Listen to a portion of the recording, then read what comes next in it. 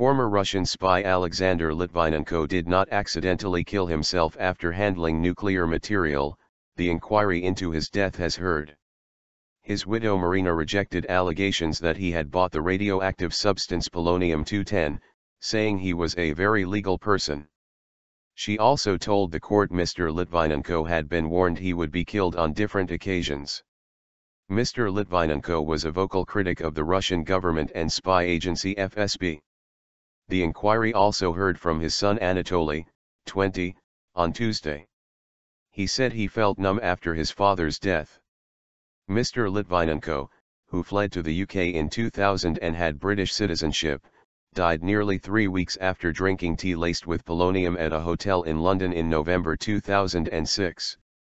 Two men, former KGB bodyguard turned politician Andrei Lugovoi and Dmitri Kovtun, were named as the main suspects in 2007.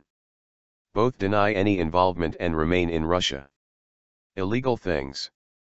Asked about the claims that Mr. Litvinenko had acquired the polonium-210 himself, his widow said it was not possible. It's illegal and he will not do any illegal things in this country, she said. Mrs. Litvinenko, giving evidence for a second day, told the Royal Courts of Justice the family had been subjected to harassment whereby a man claiming to be from the Russian embassy had made repeated visits to their North London home. She described how their home was firebombed in 2004, as was a house across the road belonging to former Chechen rebel leader Akham Zakayev.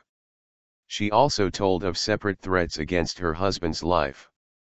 One came when a former FSB agent told him he would be killed, along with his son, before he left Russia, the court heard. Mr. Litvinenko was also warned in 2002, after the publication of his second book, Mrs. Litvinenko added. An email from a former colleague that was shown to the inquiry warned, "Get your will ready in advance." Absolutely devastated.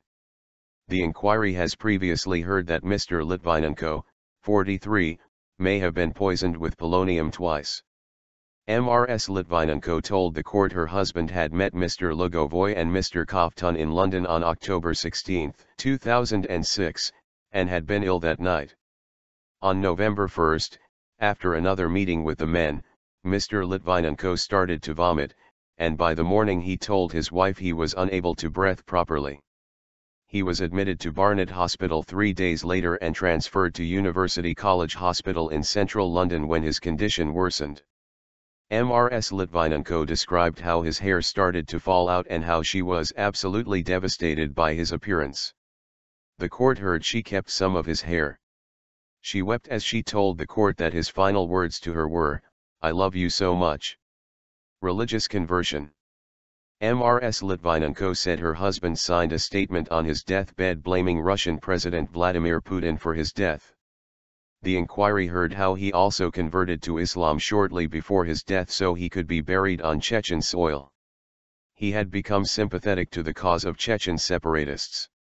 Later, Anatoly Litvinenko told the inquiry he did not know his father had worked for Russian intelligence services before coming to the UK, nor did he know that he had worked for Britain's security services. Instead, he thought his father was a journalist writing for the Chechen press. Anatoly Litvinenko also told the inquiry he had never really believed his father would die. He said his death had hit him hard and left him numb.